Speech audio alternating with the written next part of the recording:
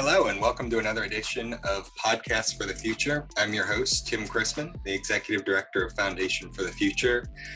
I'm joined today by Scott Herman, the CEO of Cognitive Space. It's going to be an exciting conversation today. I met Scott on the sidelines of South by Southwest this year and really taken by the work that they're doing there at Cognitive Space.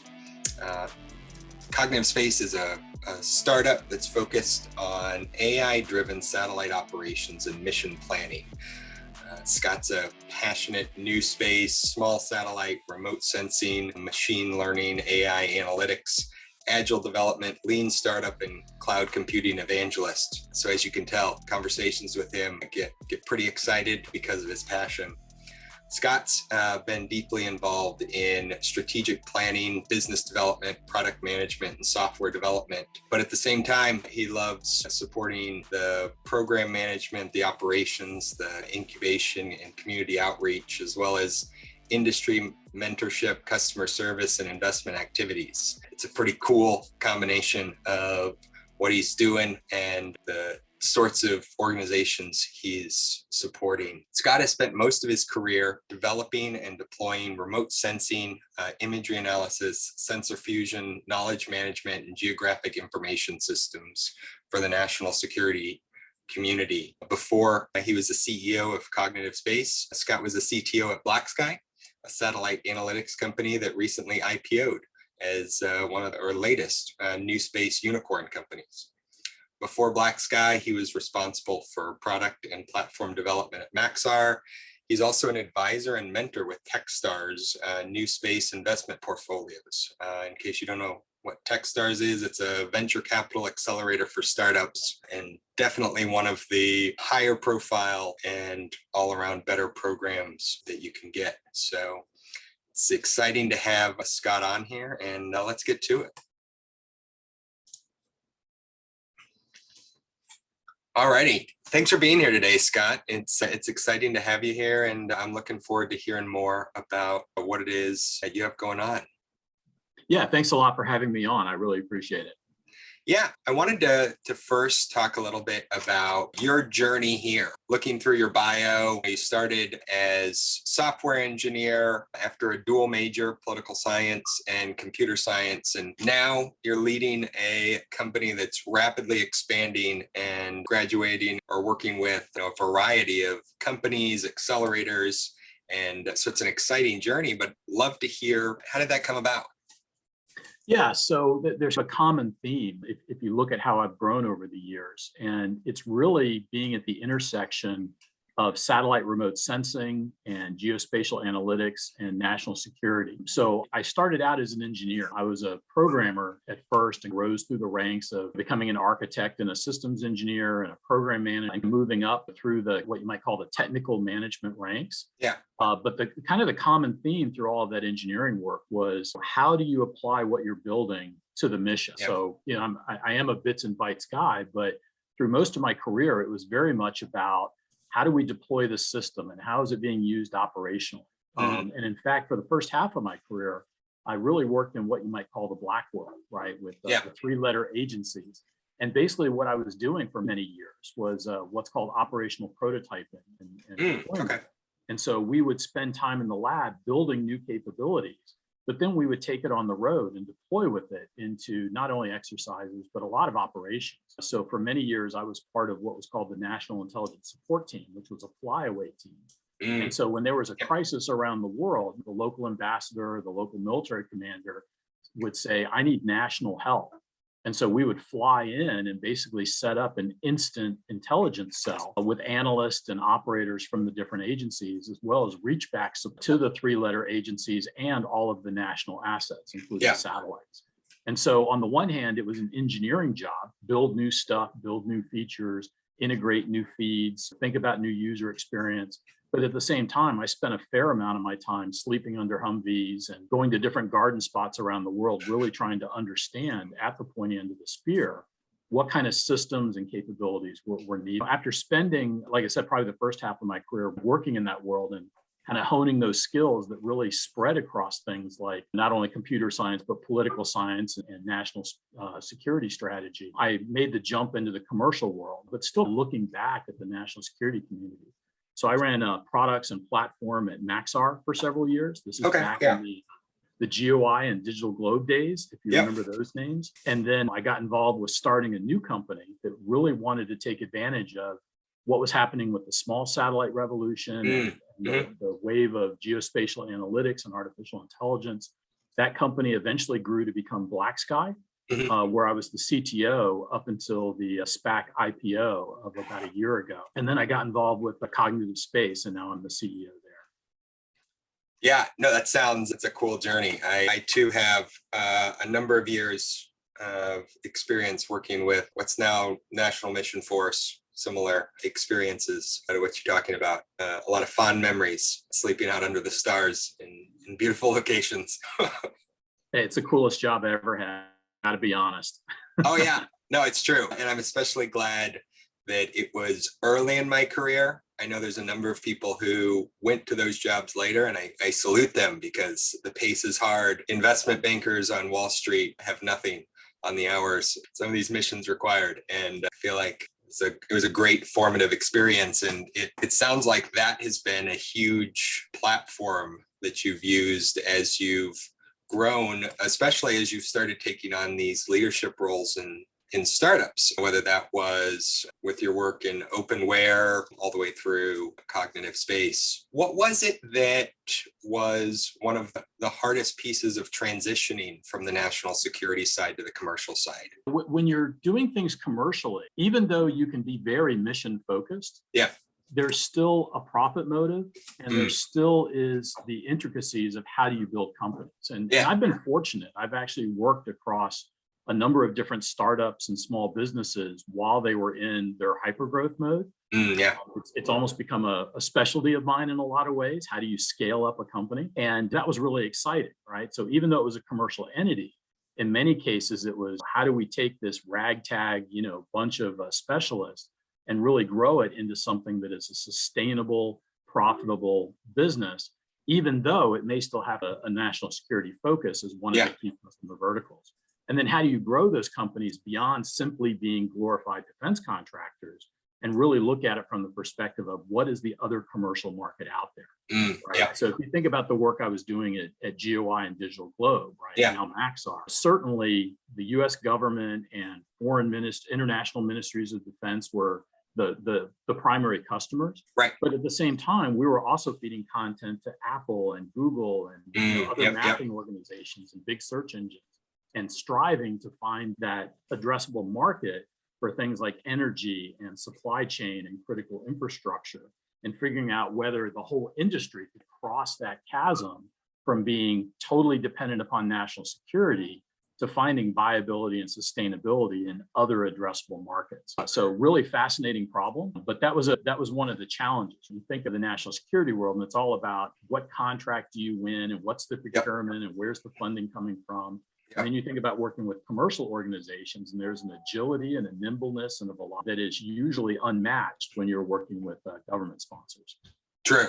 No, that's very true. And the layers of approval needed to move are significantly shorter and narrower, which ends up being a good and bad thing at times. And you mentioned one of sort of unique skills, or one of the things you become really good at is this scaling companies. What have you found is the thing that helps you with that? There's a number of different techniques. Certainly things like agile iterative software development has been super important in thinking about how you scale, not only in terms of how you build products, but you can actually apply a lot of those same techniques across the company. How am I building my sales organization? How am I building my marketing organization or my program management organization? How am I scaling the company as a whole? How do you insert discipline without turning into a bureaucracy, right? Those are all really important problems to think about. How do you stay focused? How do you, make sure that you're doing crisp execution? One of the things we talk about a lot is there's so many shiny objects out there that could distract your company. But the problem is most shiny objects are big traps into a ditch. Are you going to wind up doing bespoke development for a single customer that's not applicable to others. One of the really important concepts that I tend to measure initiatives by is what's called platform yield.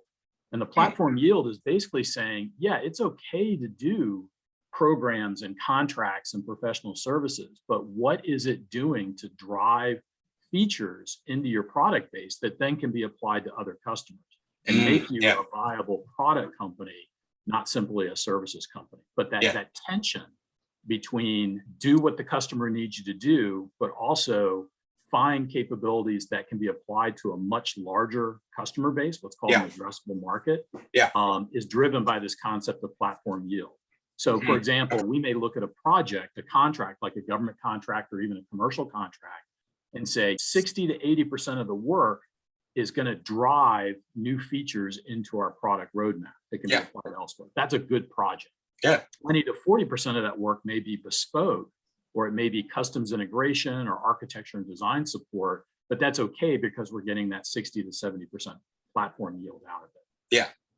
No, that makes a lot of sense. And I remember early in my career, I'd get really upset at the middle managers chasing those squirrels. And now as I lead a couple organizations, I'm like, man, I understand this impulse. I really get it.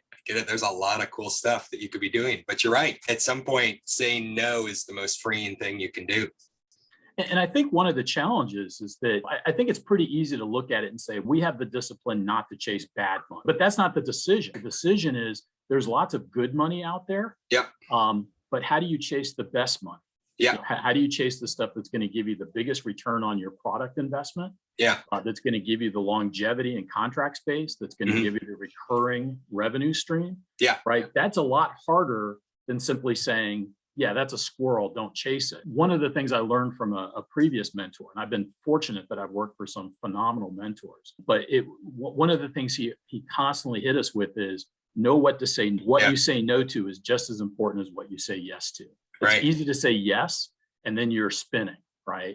It takes a lot of discipline to say no to things that seem really tempting. No, it's true. And it is that sort of delineating the good versus great, because oftentimes good enough is what we're okay with, and it's not useful. I imagine this is a similar sort of message to what you deliver as a mentor at Techstars. Yes, that's correct. And the role of being an advisor or a mentor to other startups through Techstars and other accelerators is something I really enjoy. I also do a lot of work with some of the analysts that are out there, street analysts that are trying to understand what's happening in new space. There's billions of dollars of investment flowing into new space. Some of it is smart money, some of it's dumb money. But there's a lot of people trying to understand that. And that role as a mentor to help understand what's happening in this industry, as well as how do you build startups? What are the right kind of value propositions to go after? How do you scale your company? How do you survive angel investing and seed round investing and A round investing? It's a problem I really enjoy. And while I am at heart a technical geek with a real focus on national security missions,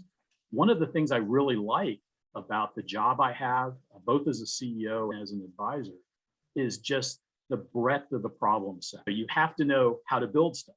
You have to know how to sell stuff. You have to know how to market stuff. You have to know your financials, right? You have to know how to scale the company. You have to know how to work with the investment community, right? It's a very multi-dimensional problem. And that's what I find super exciting. You have to be really good at lots of different disciplines.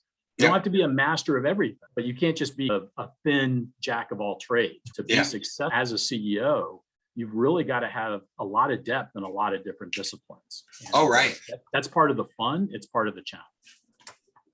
No, I agree. I think being able to span the full range of activities is easily the best part of running organizations, because then you're not pigeonholed into any one thing, and it ends up being a nice way to change things up. As the sort of culmination of your journey was here with Cognitive Space, how did that idea form? Where did that come from?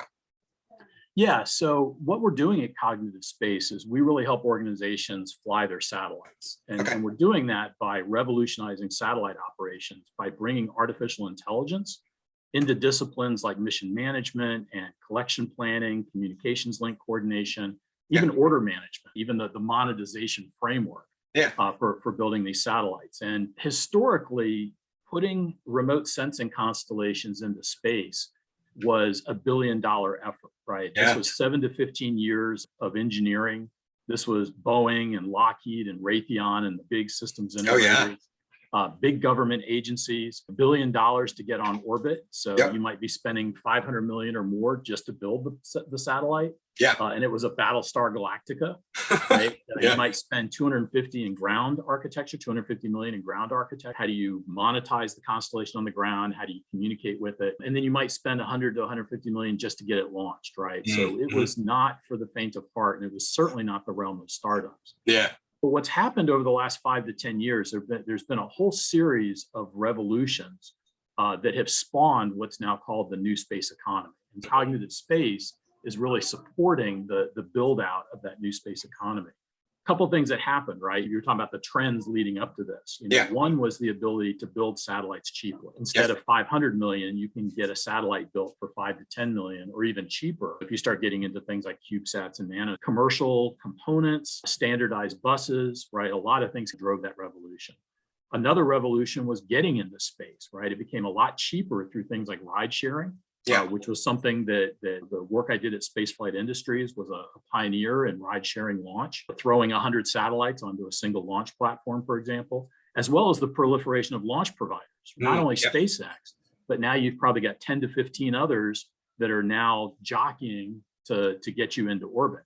Now, that's important because the next revolution was moving from Battlestar Galacticas to what are called swarm constellations. And these are constellations that have dozens, hundreds, even thousands of satellites, all working in unison and all needing to be controlled autonomously and dynamically, because you can't have 50 operators per satellite the way you did back in the mission control days. And so that's really what cognitive is all about, is how do we apply artificial intelligence to swarm-based satellites? And how do we do that in a way that companies can build using venture capital and other startup methods to do it cost effectively and affordably?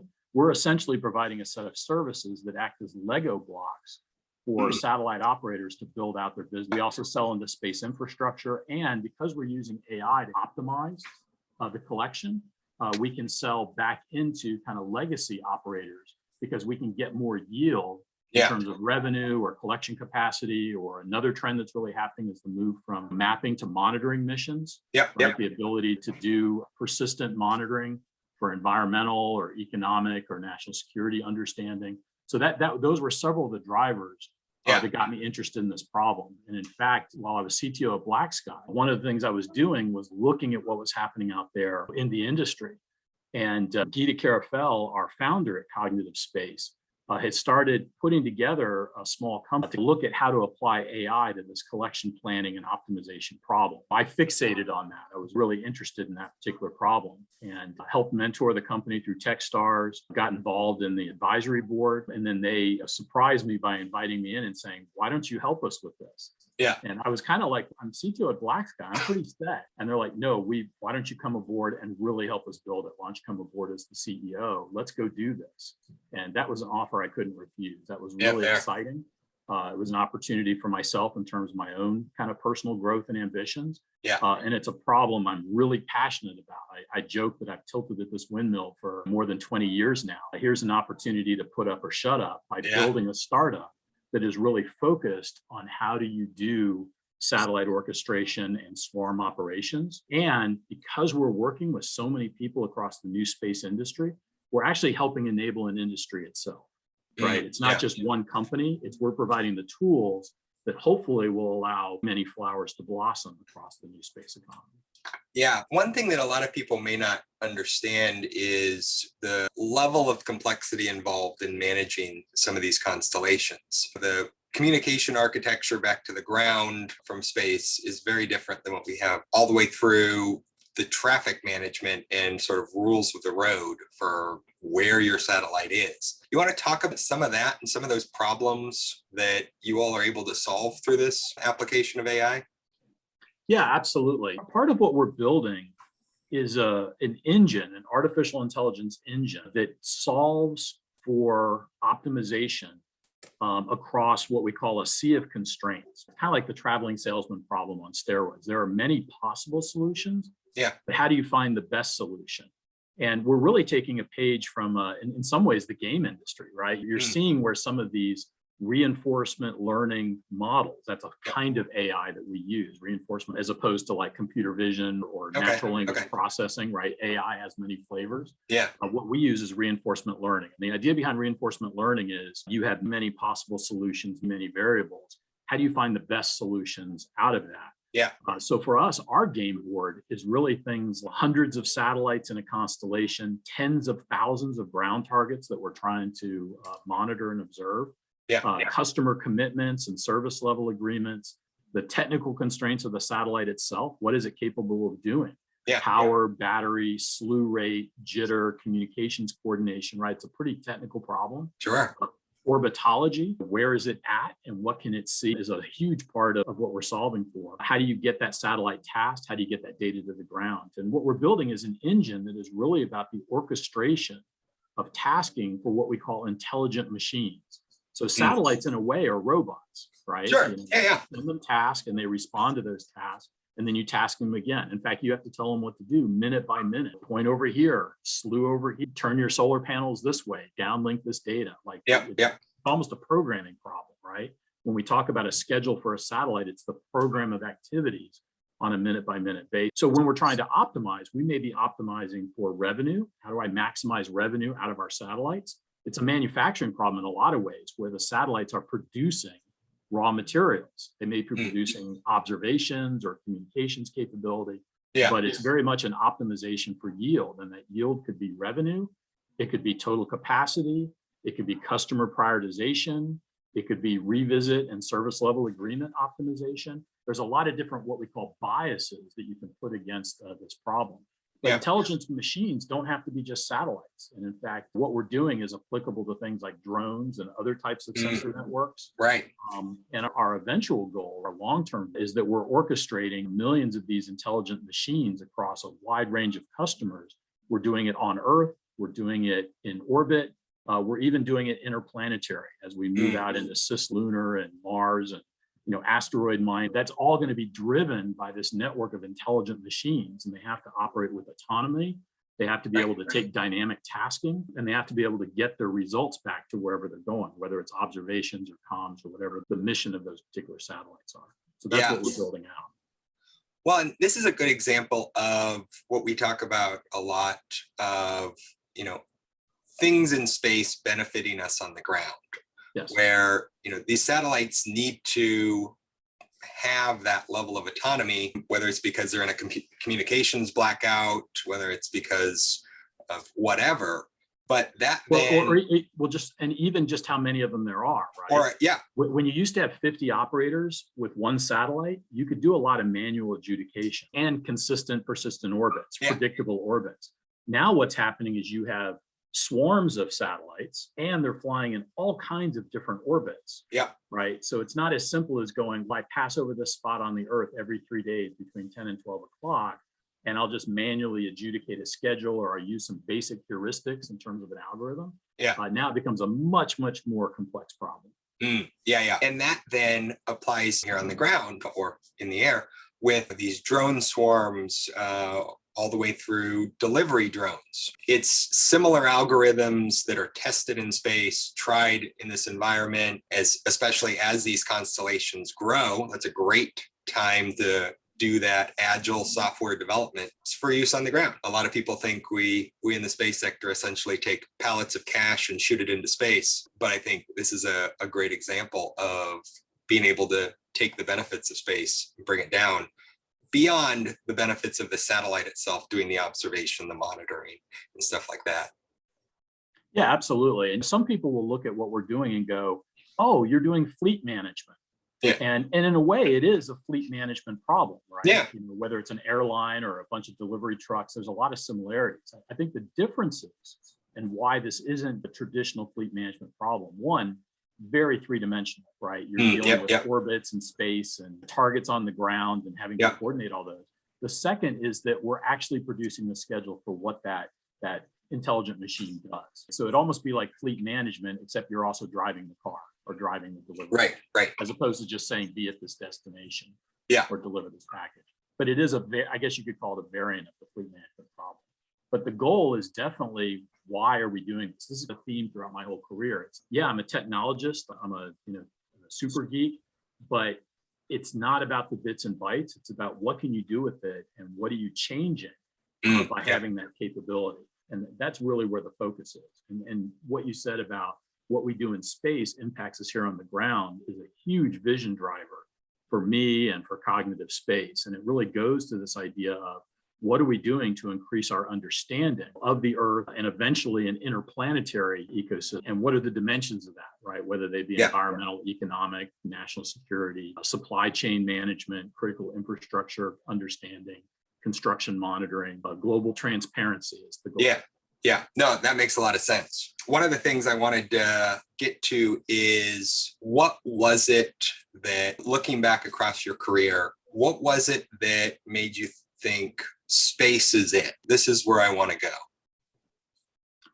I think part of it was, you had mentioned my political science background as well. And a lot of people will go, wait a minute, you're a hardcore engineer, or at least you came up as a hardcore engineer, a useless overhead business person, but at least came up through those ranks. And they're like, but wait a minute, national security and political science and international relations, like what the heck?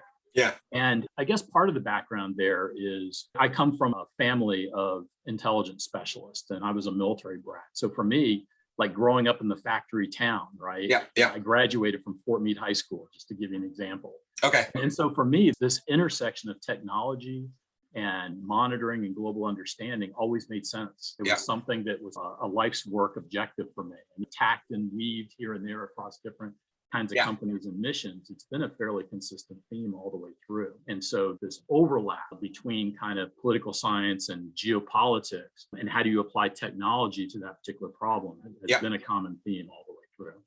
Okay. Yeah, no, that makes sense. And I assume we've talked about a little bit about how cognitive space is growing and the sort of people you're looking for. I assume it's a similar mindset of people that you're looking for. And we are hiring like crazy. I'll throw that out there for everybody. We are hiring like crazy. We're well funded. We're doing really well. We have a lot of interesting customers, both in the national security community as well as the commercial world. So the kind of people we're looking for are pretty varied as we scale up the company. As we move from being a startup into being a sustainable small business. On the engineering front, it's really interesting. We're looking for people that have really solid skills in things like artificial intelligence and machine learning. We're certainly looking for people that understand the domain of space and the domain of geospace, because it's not just space, it's not just orbits, it's also understanding what's going on the ground. But then we're building a product, right? It's an enterprise SaaS. So there's a lot of just traditional Silicon Valley style software engineering around full stack development and front end and back end development and DevOps and common services and infrastructure. We are an enterprise SaaS company and have a lot of those attributes when you think about the kind of people that we're looking at. And then because we are building a business, we're looking for people in the realm of business development and sales and marketing and financial. It's all the different disciplines you need to grow a company. Yeah. No, that's a really cool place to be as a startup when you're transitioning from, hey, we just need all hands on deck, to, hey, we can actually get specialists now. You don't have to do HR and work the factory floor. So that's a pretty cool place to be at. And I assume that's driven in part by these mega constellations expanding and government taking more of an interest in distributed satellite constellations. Yeah, and a lot of the work we're doing with the US government and international allies have a lot of the same issues, what we call the International Ministries of Defense. But part of what they're trying to do, not only do they fly their own asset and have to manage and orchestrate those, but they're also trying to figure out what to do with this massive tidal wave of new capabilities coming from the commercial space community, what's called new space, which there's a better term for it, but that's a pretty common vernacular now, is new space. Right. So old space is trying to figure out what to do about new space. A lot of the work we're doing with the US government, for example, is actually merging, saying, look, if there's going to be 40 new suppliers of remote sensing and other geospatial data, how are you going to take advantage of that? It changes your tradecraft. It changes your training. It changes your tooling. It certainly changes your procurement models. So we're right in the middle of helping the government understand how to do all that. Yeah. through concept development, through prototyping, through exercises, through operation, and by providing increasingly mature capabilities that can go into things like systems of record and these larger programs. We're definitely sitting right in the middle of everything exciting that's happening in new space and all these new commercial companies. And then how does the government tackle that? How does it take advantage of that? Yeah. And that's a problem not only for the US government, but every allied government is going through the same thing. What are we flying ourselves? What's available commercially? How do we merge that into what's called a hybrid space architecture, where you have both commercial assets and government assets and systems and people all trying to work together? Yeah. That's really the forefront of most of the work we're doing right now.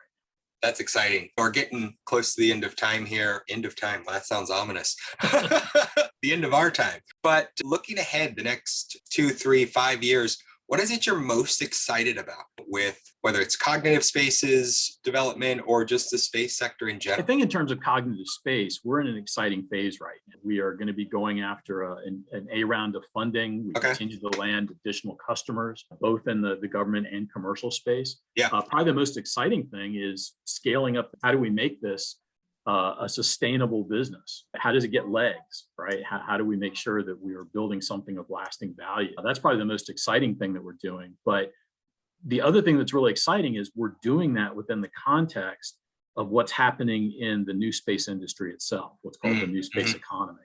And it's not just that we're building our own business. Yeah. We're doing things that are helping build that larger industry.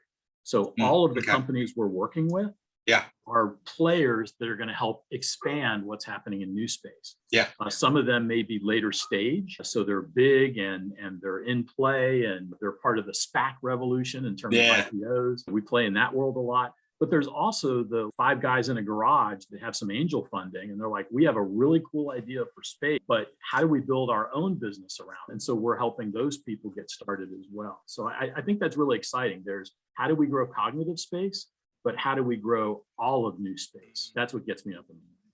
Yeah, no, I agree. I like to tell people that I'm not going to be satisfied with where the space sector is until my kids can start a lemonade stand in space, and that not be completely absurd. So we're getting close. You should see some of the ideas I've been pitched. So I believe it. There's a few of those out there. With cost of getting to orbit going down, made in space lemonade may not be too far away. And I think to that point, right, one of the things that is exciting is that because the cost of getting into space and building satellites and building a business that's centered around space has gotten so much cheaper, new space is now starting to take on some of the elements that we traditionally attributed to software in Silicon Valley. True. Right, which is all kinds of companies can get started. And some of them may have ideas that never go anywhere, but God bless them, give it a shot. Yeah. But it also enables a type of innovation that the traditional old space methods, that kind of stuff was just never going to fly. Yeah. So you're seeing new, much more exotic types of sensors.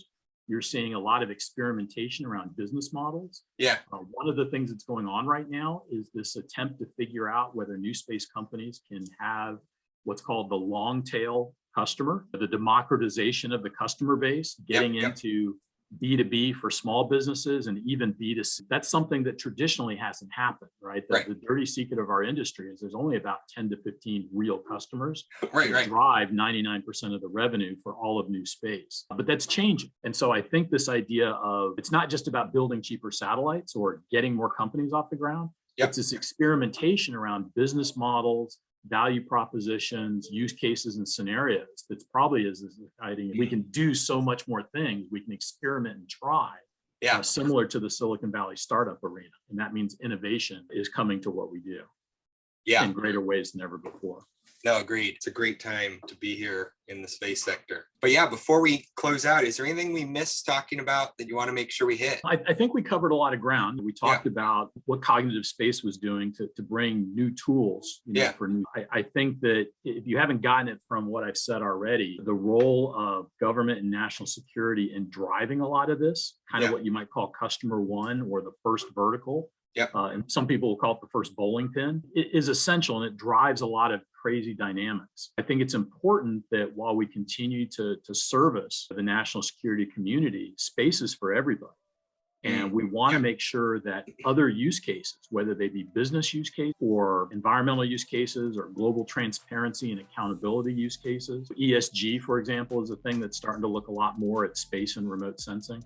Right. But I think that's really important to understand that this isn't just glorified defense contracting or the next phase of NASA. This really is about the democratization of space and making a place for everybody to be involved. And one of the ways you do that is you make it economically viable to build businesses in space. And that's what cracks the egg, right? That's what opens it up for everybody. Yep, agreed. No, said. Yeah, thanks for being here today, Scott. It was great having you, and I'm excited to see what comes next for cognitive space, especially as you go up to this Series A and are rapidly scaling. It's going to be exciting. Excellent. Thanks a lot for having me on, Tim. I really appreciate it. And for the listeners out there, you can find us at cognitivespace.com. I'm happy to answer questions and take a look at what we're doing. It's an exciting time to be in space. Yep. Thanks.